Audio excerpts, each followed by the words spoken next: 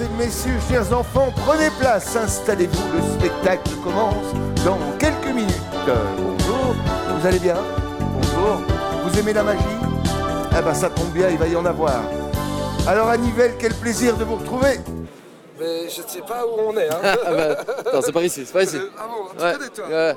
Mais non, je connais pas. Table. 150 € une table. C'est en peau de serpent. Je sais pas, je crois que c'est une table qui vole. Ah bon? Ouais.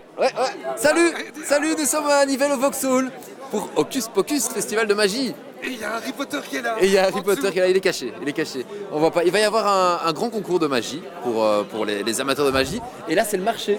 C'est le marché où, si tu es amateur de magie, tu peux acheter justement les petits objets magiques. On va aller voir. Alors, un concours de magie signifie qu'il y a des concurrents. Ils sont au total... Vous êtes sûr? 9? Ils sont au total 9 ce soir. Ah, il y a plein de tables. Hein. Ah oui, Encore une table là. Ça a l'air important. Les tables, apparemment, c'est un truc important, effectivement. Il nous vient d'Amiens, il est prêt, il est là. Monsieur Jimmy Luc. Alors aujourd'hui, j'ai essayé de faire un miracle. Ah, Voilà. faire un miracle. J'espérais que les voix du Seigneur m'aident et ça a marché. Bon, on voit qu'il y a plein de monde et qui sont en train d'expliquer. En fait, c'est génial parce qu'ils expliquent les tours. Ah bon? Ah ouais? Je crois. Ah, ils ont une table qui vole. Peut-être une table qui a l'air tout à fait normale. Oui, ça a l'air, mais en fait, elle est normale d'ailleurs, hein. Sauf qu'elle vole.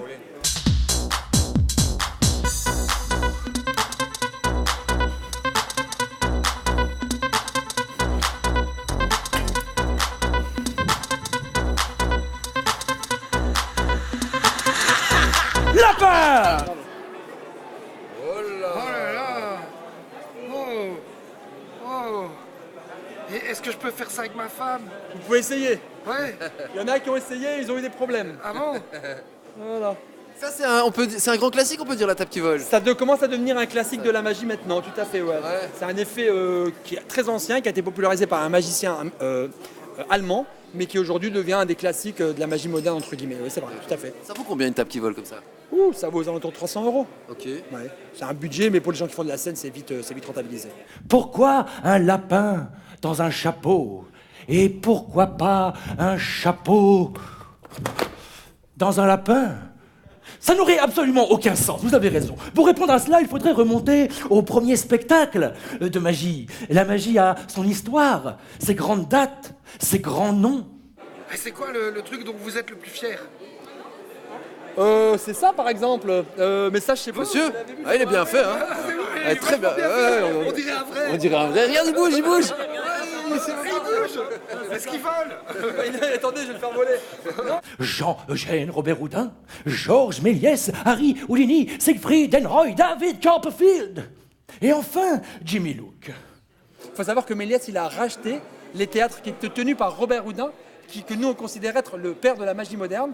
En fait, la magie avant était dans la rue, c'était les bateliers, les gens qui faisaient des tours avec les grandes tauges, etc. Et Robert Houdin, il a ramené la magie chez lui en faisant ce qu'on appelle des séances de magie. Et il a vraiment, à son époque, modernisé cette image de la magie, comme aujourd'hui, justement, le mentalisme et d'autres le modernisent pour avoir quelque chose de très percutant et très dynamique. Nous sommes en 1845. À Paris, au Palais Royal, ouvre le théâtre Robert Houdin. C'est à peu près à partir de ce moment-là qu'on a pu commencer à assister à des spectacles entièrement consacrés à la magie au sein même d'un théâtre. Tenez, Robert Houdin, pour la petite histoire, Houdini a repris le mot de Houdin de Robert Houdin. Parce qu'en fait, oui, Houdini a repris ce mot-là parce qu'il disait que Robert Houdin pratiquait de la fausse magie et que lui, il voulait plutôt mettre sa vie en danger en pratiquant cette magie dans laquelle c'est vrai qu'il se mettait vraiment en danger. Et pour justement avoir un clin d'œil à Robert Houdin, il a pris le nom de Houdini. C'est là aussi qu'une image populaire du magicien s'est sérieusement installée. Cette image, vous la connaissez, ce magicien toujours habillé de noir avec une cape, une baguette, un chapeau, et que sort-il du chapeau? Un lapin! Mais pourquoi un lapin dans un chapeau? Lapin! Dans mon numéro, on revient sur l'histoire de la magie. En réalité, on revient sur l'histoire de pourquoi un lapin dans un chapeau. Ce qui n'a absolument rien à voir, mais c'est parti d'une idée de miracle à la base. Et du coup, pour illustrer ça, le temps des miracles, on a fait un miracle pour illustrer aujourd'hui. Pour vous, aujourd'hui, rendons hommage au temps des miracles. Pour vous ce soir, un miracle. Moi j'ai l'impression qu'il y a de plus en plus d'aspirants magiciens, que c'est un peu à la mode, la magie c'est Oui, possible. alors pourquoi c'est à la mode? Parce qu'en fait, qu'est-ce qui se passe? Aujourd'hui, en télévision, on voit beaucoup de magiciens. Mesdames, mesdemoiselles, messieurs, pour vous, aujourd'hui, le miracle ancestral de l'eau changée en vin. C'est vrai que la magie avait une image un peu ringarde, et depuis un certain temps, il y a énormément de magiciens qui donnent une image très moderne à la magie. On a sorti des fracs, des chapeaux, des poètes et des lapins. Tout ça, les magiciens n'en veulent plus aujourd'hui. On est vraiment dans une magie moderne, dynamique, et ça plaît.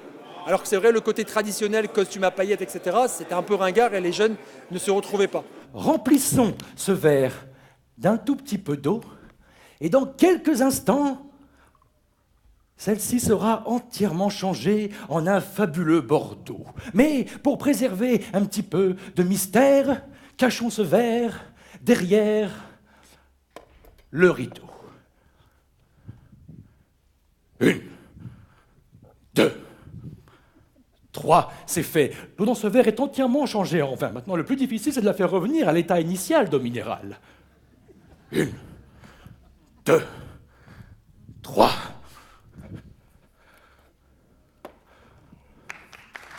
Aujourd'hui, il y a beaucoup aussi de street magie. L'hypnose aussi fait beaucoup. Il y a beaucoup de l'hypnose est en vogue. Le mentalisme est en vogue. Justement, on voit énormément d'émissions avec des mentalistes invités. Tout ça fait que la magie commence à reprendre ses lettres de noblesse. Et c'est vrai que pour nous, c'est génial.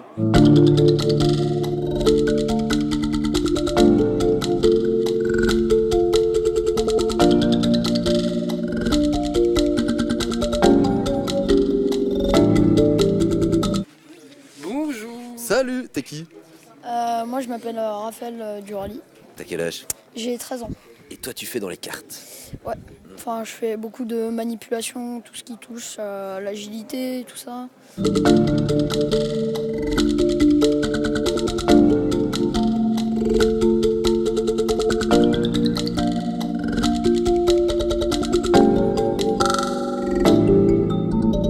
Donc on est un peu dans la petite école des sorciers, dans le magasin des sorciers. Voilà, on peut dire ça, on est dans le magasin des sorciers.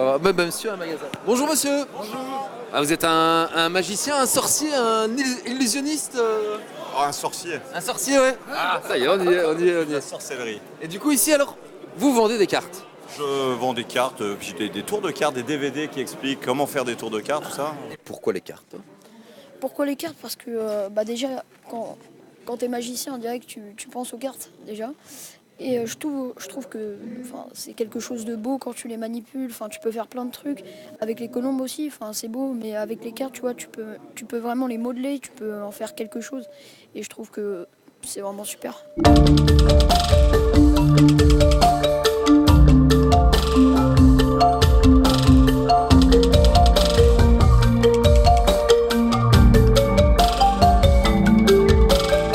Expliquez du coup les tours aux gens à qui vous vendez les cartes? Absolument. Enfin, Ça c'est bien parce que c'est rare. ah bah oui, mais ici on est dans le lieu pour, justement. Les personnes viennent ici pour acheter des tours et pour augmenter leur répertoire de magie, tout ça. La plupart des gens qui sont ici sont des magiciens. Ok. Et du coup vous vendez que des jeux normaux ou c'est des jeux truqués? On n'utilise jamais le jeu truqué. Ah non? Le truc Il ne faut pas le dire. Même sous la torture, je ne parlerai pas.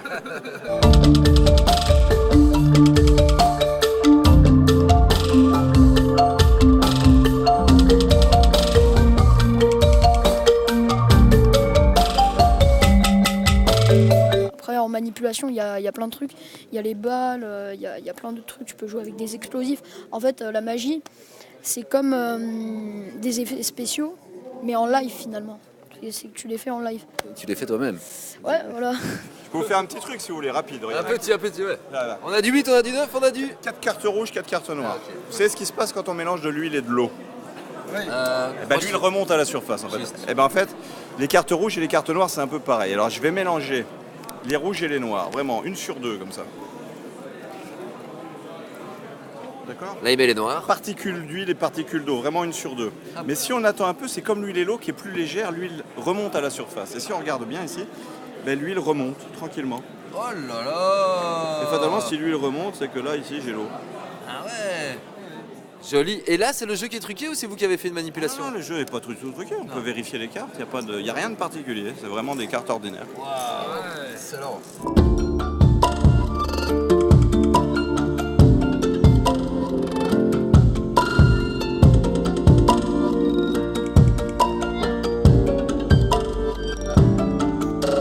Ça demande un énorme travail, j'imagine, de maîtriser des cartes comme ça. Bah ouais, surtout que la manipulation, en fait, c'est considéré aujourd'hui comme la catégorie de magie la plus difficile. Ah ouais. Et donc, ouais, ça demande. Moi, je bosse 5-6 heures tous les jours.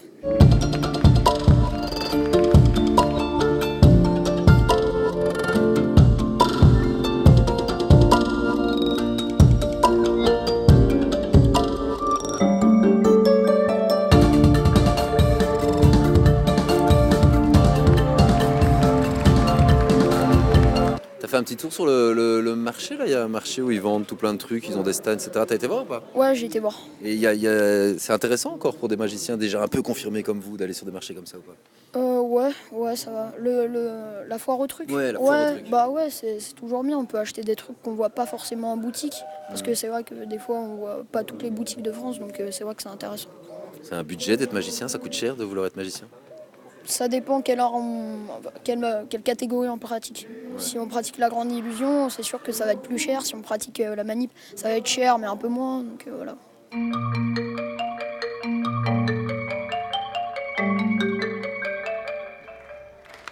Ils vont vous emmener dans un univers d'épouvante et d'angoisse. Voilà. Oula, monsieur, c'est quoi ça? Alors, c'est un masque volant. Vénitien. Wow. Style vénitien. Ok. Et vous vendez ça? Ah, bien sûr, à des magiciens professionnels. Et vous leur expliquez du coup comment ça marche? Ah, s'ils sont magiciens, oui. S'ils ne le sont pas, non. Si je suis débutant et que je vois le masque. Vous n'allez pas débuter avec ça d'abord. Vous allez attendre de commencer par des tours de cartes, des tours de balles en mousse, des choses plus classiques et traditionnelles. D'accord. Et puis ensuite, vous allez peut-être pouvoir passer effectivement à des choses un peu plus professionnelles comme ça. Ah, ça fait peur. Faites attention parce que autour de vous, il y a la malédiction noire qui risque de passer. Va-t-elle vous toucher? Ne va-t-elle pas vous toucher? Quoi qu'il en soit, prenez garde. Voici un florilège de grande illusion présenté par AMS Magic. Et ils volent vraiment? Il n'y a pas de fil, hein. Moi je suis derrière, je vois pas de fil, pas d'armature en tout cas, d'ici. Vous pouvez nous expliquer le truc ou pas? Ah non, certainement pas. C'est ça. Certainement Mais je suis magicien professionnel, hein? Ah, vous êtes magicien professionnel? Tout à fait. Vous êtes dans quel club de magie? Antalpocus. Ah, magnifique. Je ne connais pas. Ouais. J'ai hâte de découvrir. Vous êtes encore un truc un peu underground ou voilà, c'est ça? Ouais, on a un peu on fait des trucs pas habituels.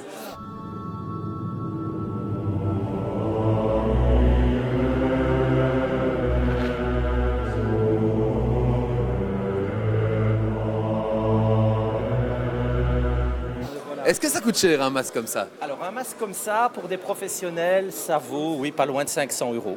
Ah ouais, quand maintenant, même. Oui, maintenant vous voyez, il y a 2 masques, c'est fabriqué à la main. C'est un produit qui est complètement développé avec complet, certificat, musique, DVD avec la chorégraphie. Ah ouais. Donc il y a vraiment un cours complet. Et puis une mise en main aussi pour pouvoir l'utiliser, qui est comprise dans le prix. On peut venir sur rendez-vous à notre bureau situé à Fléron en province de Liège, donc chez Magicorum, pour pouvoir le prendre en main et pouvoir l'utiliser.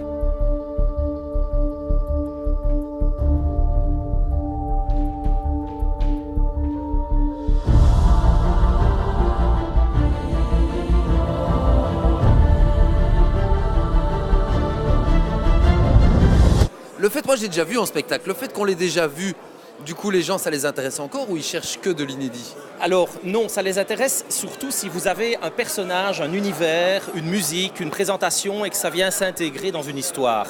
On ne fait pas des tours de magie, on raconte une histoire, on fait vivre un rêve et c'est ça qui est important. Une illusion doit être vécue, pensée, éventuellement le texte, la présentation, la mise en scène, l'éclairage, l'habillement, tout, le personnage, tout ça est très important. Le truc, en fin de compte, n'a aucun intérêt si une histoire derrière ou un univers n'est pas accompagné dans ce tour de magie. Oui.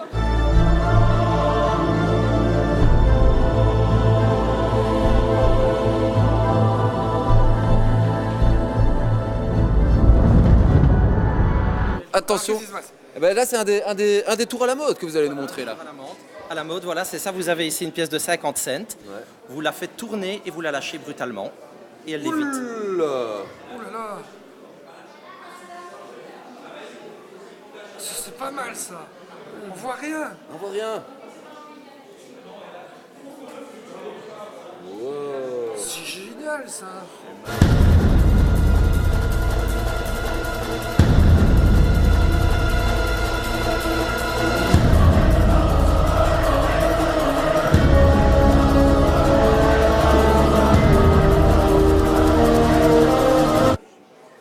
Et ça, on peut acheter par exemple. Ça, on peut acheter, oui, tout à fait. Hop là, voilà. Waouh. Et ça vaut combien? 50 cents? À peu près 80 € quand même. Ouais. C'est quoi qu'on paye le truc ou...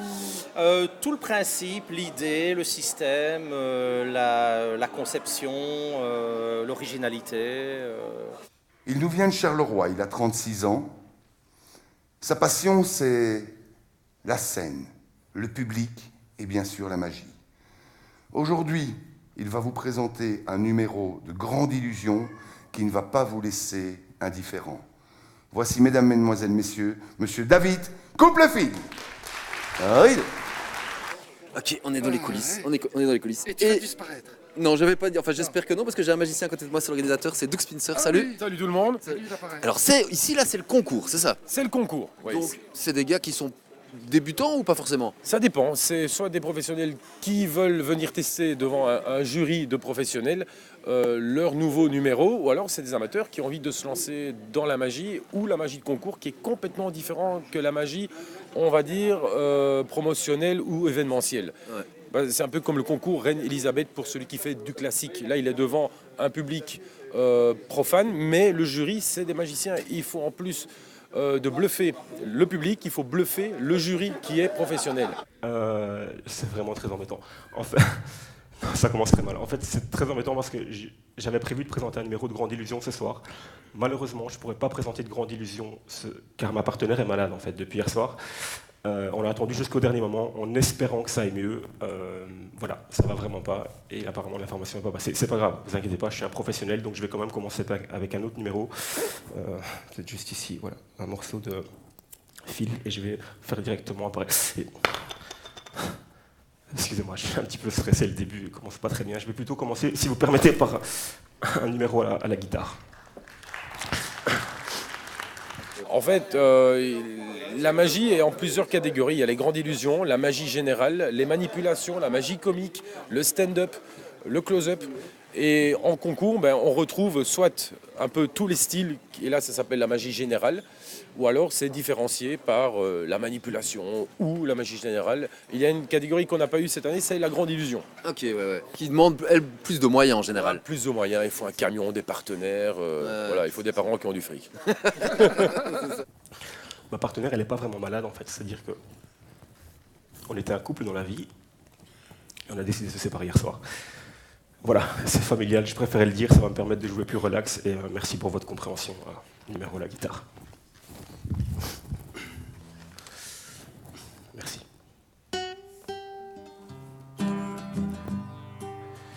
Quand je dis on a décidé de se séparer, c'est elle. Hein. Je veux dire, elle a décidé de nous séparer parce que moi, à la base, tout allait bien. Enfin, je dis tout allait bien, des hauts et des bas, comme dans la vie, tout un chacun, mais rien d'insurmontable que tu ne fasses, tu puisses te dire, allez, on va de l'avant, on est un couple, on passe l'épreuve ensemble, on n'est pas là pour ça exactement, madame. Excusez-moi, Excusez-moi. Et la vie n'est pas facile pour vous pour le moment, apparemment. Tu veux parler de ma vie artistique Non, ta vie privée. Ça va, sur scène, quoi. Ouais, ça fait mal. 6 ans, hein. On va rester 6 ans ensemble. Ouais. 6 longues années, dans 3 ans à faire du spectacle. Je jouais de la guitare, elle chantait, elle rentrait dans les boîtes, grande illusion, on avait un show complet. Et aujourd'hui, là, je me retrouve avec ces sentiments de trahison qu'on a déjà tous connus. Hein. Je veux dire, madame, vous l'avez déjà connu. Hein. Non, c'est pas une question, ça se voit. Sentiment d'avoir été pris pour une grosse merde, exactement. Tu veux me faire pleurer devant la caméra, en fait. On essaye de comprendre, quoi. Je me suis séparé de ma petite copine hier soir, alors qu'on devait présenter un concours de grande illusion aujourd'hui.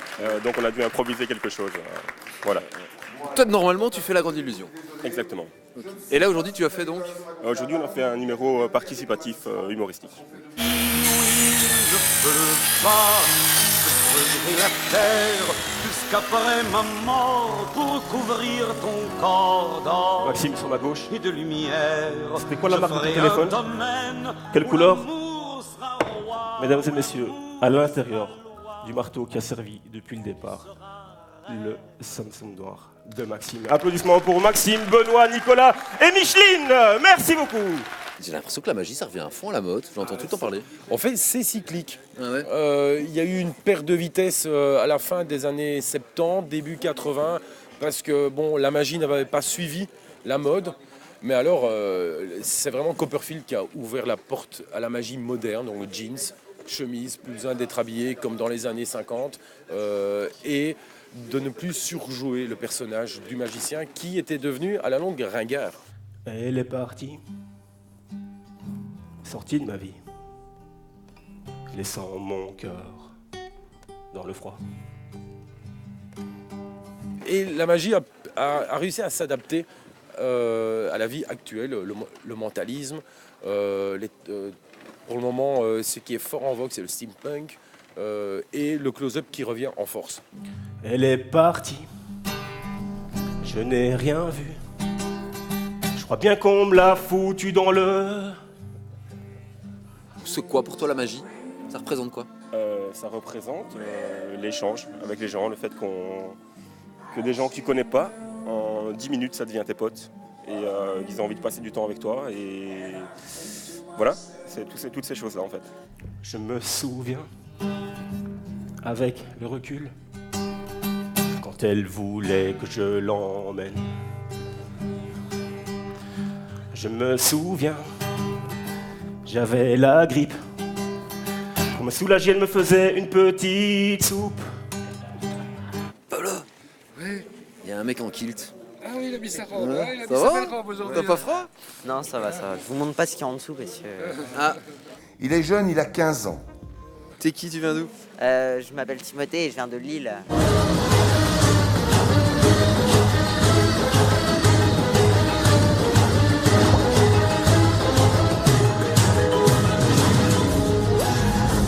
En fait, un Écossais qui fait un tour et malheureusement, il rate et puis sa colombe explose et voilà, on est obligé, triste. Et on est obligé de prier pour cette colombe.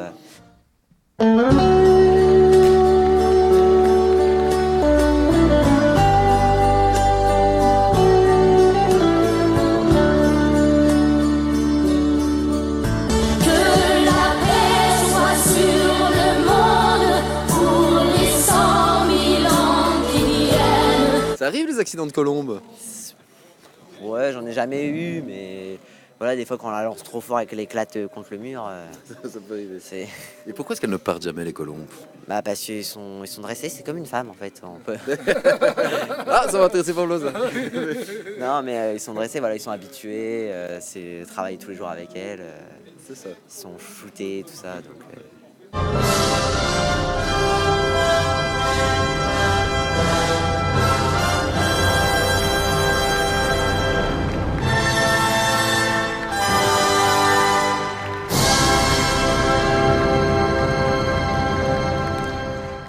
On parle de la colombe et on entend une colombe. Je sais pas où elle est, si elle est dans ta poche.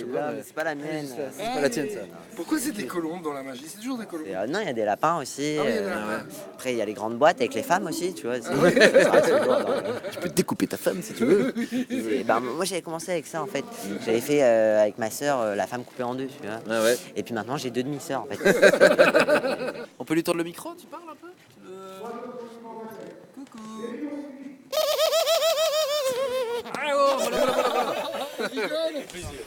Je crois que c'est fini. Oui, c'est fini. On a raté les résultats. Mais oui, non, on les a pas ratés. On va le savoir maintenant. Qui a gagné le concours de magie d'Hocus Pocus à Nivelles? On a retrouvé Abracadabra. Doug Spincer est de retour. On peut savoir c'est qui a gagné? C'est Timothée. C'est Timothée, c'est le français écossais. Le français écossais. Le français écossais. De fait, il était excellent. Ah bah écoutez, si vous, comme Timothée, le français écossais, vous voulez devenir français écossais ou juste magicien, n'hésitez pas à vous inscrire, ils font ça tous les 2 ans. Et nous, Et le kilt est fourni, bien sûr. Le kilt est fourni, bien entendu. Alors, nous, on y va là-dessus, les amis. À bientôt. Bonne fin de soirée. Et peut-être ça chez vous, les moyens. Salut, ciao, ciao, ciao. T'es sûr qu'on peut tout faire chez soi, même les explosions? Peut-être pas les explosions. Okay. Ça, ouais, pas sûr. Ok. Salut. Je me souviens, wow, t'avais la trouille. Allez, vas-y, attrape-moi les mains.